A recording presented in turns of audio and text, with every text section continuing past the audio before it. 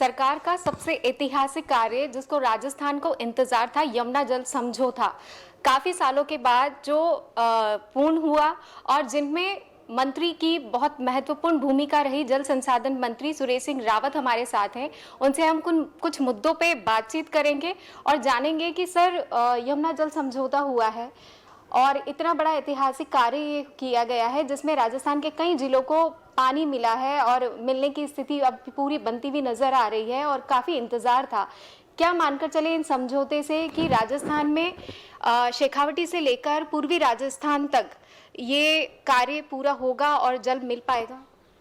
ये बात लगभग 34-35 वर्षों से लोग कर रहे थे। 1994 के अंदर जब तत्कालीन मुख्यमंत्री भैरू सिंह जी शेखावत साहब थे, तब इस समझौते की नींव रखी गई थी। लेकिन बड़ा ही खेद का विषय है कि इस लंबे अंतराल के अंदर कई सरकार आई, कई गई।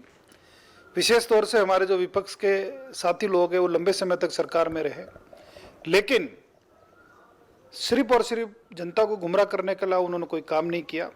मैं मुख्यमंत्री आदरणीय भजन लाल जी का हृदय से आभार प्रकट करता हूँ, धन्यवाद ज्ञापित करता हूँ कि उनके अथक प्रयास से, सतत पत्राचार से, सतत वार्तालाप से और लगातार, चाहे वो हरियाणा के मुख्यमंत्री जी से बात करनी हो, चाहे केंद्र के संबंधित मंत्रियों से बात करनी हो, चाहे प्रधानमंत्री जी के समक्ष ये बात बार बार रखनी हो, उनकी अथक प्रयास से, उनकी मेहनत से, उनके प्रयास से आज राजस्थान प्रदेश को, जो शेखावटी हमारा बहुत ही महत्वपूर्ण अंचल है, उसको यमुना का पानी मिले, उसका मार्ग प्रशस्त हुआ है।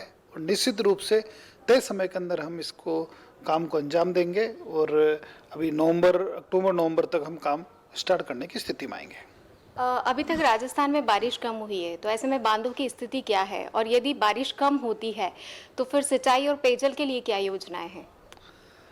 निश्चित रूप से इस बार का जो मानसून है वो काफ़ी अभी तक कमज़ोर रहा है, लेकिन जहाँ से वहाँ से हमें उम्मीद है कि मानसून अच्छा आएगा, इंद्र देवता मेहरबान होंगे। लेकिन क्योंकि मौसम विभाग ने पहले ही बता दिया था कि संभवतः इस बार मानसून कमज़ोर रहेगा, इसलिए हमारी पूर्ण तैयारी है। हमने डैमों से पानी ज़्यादातर नहीं छोड़ा है क्योंकि हमें पीने का पानी भी उपलब्ध कराना है।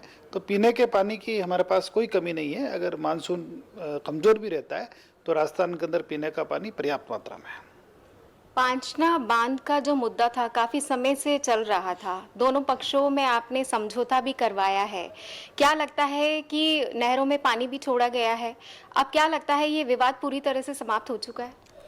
जो पांचना बांध था सवाईमाधोपुर और करौली जिले के लिए एक सिद्रत बना था। 2006 से ये विवाद खड़ा हुआ और 20 सालों के दंश के बाद, 20 सालों के टकराव के बाद, 20 सालों के आक्रोश के बाद दो समाज, दो क्षेत्र के लोग आमने सामने हुए थे। कई बार अनहोनी घटनाएं होती होती बची है।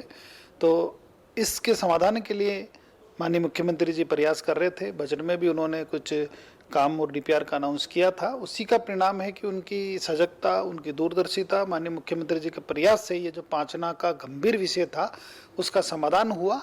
और समाधान भी जो तीन पक्ष थे, तीनों पक्षों को बिठा के बातचीत करके, उनकी जो समस्या थी, उनकी कुछ प्रॉब्लम थी, उनकी कुछ मांग थी, उनके कुछ इश्यूज थे, तो उन सबको बैठ के सबको समाहित करते हुए, चाहे वो कमांड एरिया हो, चाहे वो अपर स्ट्रीम वाला एरिया हो, चाहे नदी का जो कैचमेंट वाला एरिया हो, हम तीनों पक्षों को ही बात करके, सहमति करके, राजी करके ये काम हुआ है। इसके लिए मैं माननीय मुख्यमंत्री जी का आभार प्रकट करता हूँ और विशेष तौर से उस क्षेत्र के सभी जनप्रतिनिधि और किसान भाइयों को मैं धन्यवाद देना चाहता हूँ कि हमारा राजस्थान सौहार्द का प्रदेश रहा है। दोनों समुदाय और दो क्षेत्र के लोग आपस में समझे, सरकार पे विश्वास जताया और जो हमने उनसे वादे किए हम पूरे करेंगे।